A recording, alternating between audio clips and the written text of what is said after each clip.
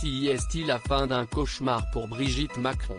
L'homme qui s'était fait passer pour le neveu de l'épouse du président de la République afin de glaner de nombreux avantages auprès d'établissements de luxe, de sociétés ou d'institutions, a été condamné à 1 an de prison ferme le 27 octobre 2021 à Paris, annonce la. Âgé de 35 ans, cet usurpateur d'identité effectuera sa peine de prison ferme sous un régime de surveillance électronique à domicile. Il fera en outre l'objet d'un suivi médical obligatoire, précise la.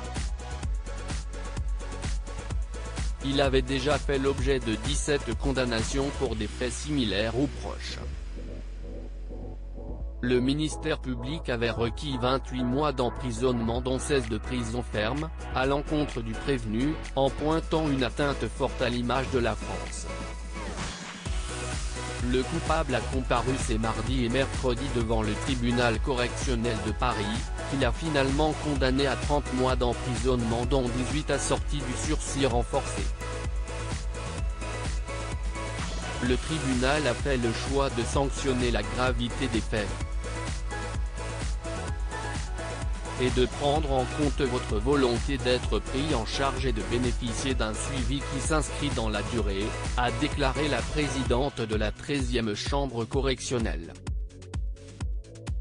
Si est en utilisant une fausse adresse mail, dircab@présidence-france. FR, que l'homme sollicitait des prestations spécifiques, prétendument pour le neveu de la première dame, un accueil VIP dans un hôtel de luxe au Maroc, des places pour un Grand Prix de Formule 1 à Melbourne ou encore une carte club de 1000 auprès d'Air France. Pour officialiser ces demandes, il les signait des noms de Pierre-Olivier Costa, directeur de cabinet de Brigitte Macron, et de Patrick Strozoda, directeur de cabinet d'Emmanuel Macron. Ces derniers se sont constitués partie civile. Il devra leur verser 1 euro de dommages et intérêts. Sa complice a été condamnée à 12 mois de prison dont 9 avec sursis.